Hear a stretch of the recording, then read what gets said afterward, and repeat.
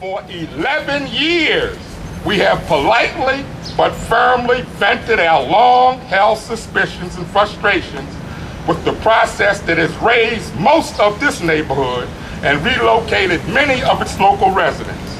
From the beginning of this project in 2002, we felt that we were being handed something other or something that had already been decided.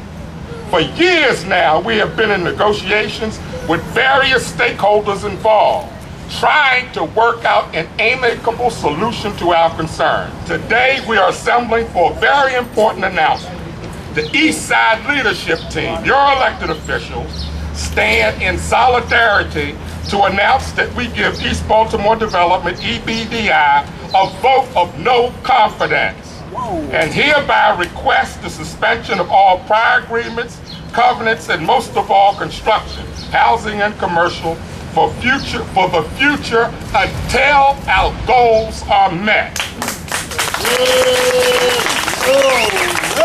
As many of you know, the 88-acre development project north of Johns Hopkins Hospital is expected to construct a new park, a new school, a supermarket, parking garage, biotech laboratories, market rate and rental housing, and other amenities designed to breathe fresh life into this slow-moving development and to make a better place for all of our residents. What we're going to do is slow this train down. Because right now it's moving a bit too fast. Too many contractors are involved. They're moving fast. They're making money. They're bringing over employees from other locations of the city, other parts of Maryland, outside of the state. We're going to slow down just a little bit. To kind of equate this, it's kind of like you having an event in your backyard and then you can't come to the event. You're standing around and you're watching all this development and then you can't come to the party. You can't work.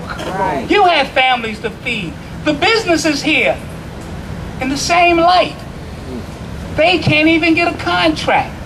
Many of them are looked over. So we're going to slow this down. We are looking for local businesses in this area. When we say local businesses, we mean those businesses in East Baltimore and nearby. So they're building a lab, the DHMH lab here. Total cost, right now they have put in, at this particular, as I stand here, about $57.5 million. Okay, only $4.4 million have gone to local businesses right around here. Outrage! 58 million, 57.5, and only that of 4.4. We have 20 members currently working from the local East Baltimore area. 33 total for Baltimore City. Shame on you. So it is, my friends, that we are not going to support anything any further until people are employed, until the local companies get hired and get contracts, and until they make a firm investment in this community and provide training for people that live here. So I'm disappointed. I feel that it's a slap in the face, and it is so important for us to move down the road that is going to best preserve this neighborhood. No one over here in East Baltimore should be looking for work. No one at all. We have gone through a battery of consultants and have received a host of recommendations. We are tired of looking around our community and seeing hundreds of contractors and workers, outside contractors and outside workers, that is building and flourishing while our very own community suffers. I see our community begging for jobs, trying to take care of their families while they are overlooked as if they don't exist. This must stop now. We need jobs and contracts for our people, and we want our fair share of construction contracts. African American participation on these projects is deplorable. We are tired of the same old excuses of not being able to find qualified employees. Now, since the 30s or before, people have been telling us we can't find qualified Negroes to do this job. We can't find qualified black folk to do the job. We can't find qualified African Americans to do the job. And of course, you know what I'm leaving out. But we can't find them who are qualified to do the job. And meantime, there are people with skills and people who are ready to learn skills. And with $1.8 billion, hundreds of millions of dollars coming from the city government and from the state government, they would totally ignore our community and our citizens. Right. Would that happen anywhere else? Nope. No. Any other culture of people? No. It wouldn't happen. We're not going to continue to let it happen. We'll take our weight. It's been 10, 11 years. We'll take our weight. But this is the end of it. 82% of the workforce that built the graduate student housing lives outside of Baltimore City. Wow.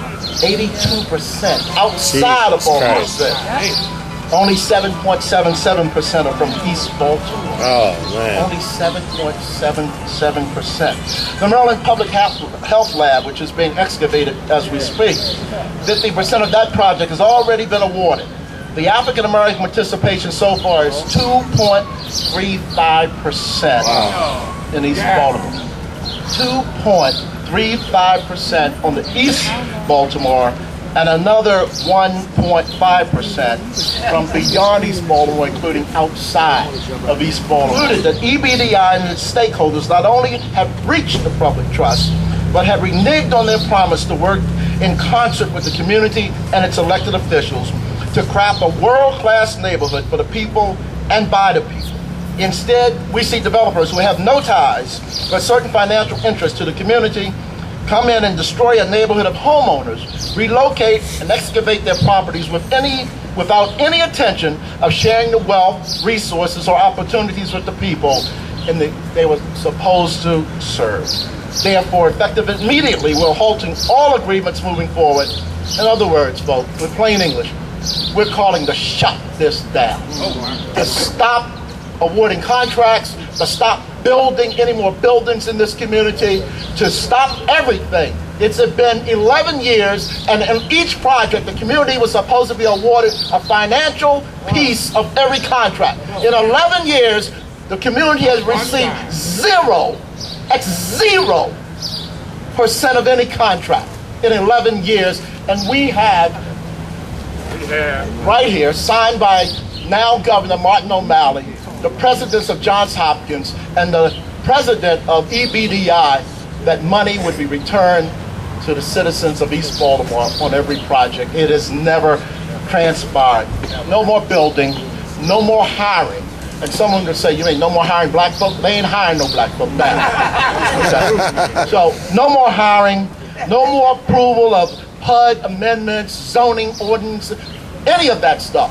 No more legislative work to move the project forward. No more contracts, no more rehabilitation of houses until our goal is met.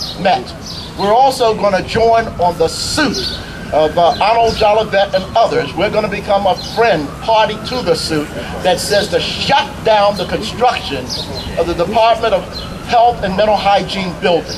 We're saying stop the construction until we have what the community thought they had. Dinners and feeding people, feel-good stuff, we don't want that. Right. We want jobs, and we want meaningful jobs. Good job. It was said to us in a meeting that, oh yeah, we'll have jobs. They'll have the housekeeping, they'll have the nutrition, security. We said the hell with that. That's right. We want to own the security jobs. Right. We want to own the cafeteria. Right. We want some economic wealth. We want careers. We're tired of crumbs. We want a piece of no, we don't want a piece. We want half of the pie. That's what we want. We want our fair share. And as EBDI winds down, that building right there, we want it for the community. Those two pieces of property over there, where I did the zoning to change it from residential to commercial, We want it for the community. We have uses for this building and we have uses for that building.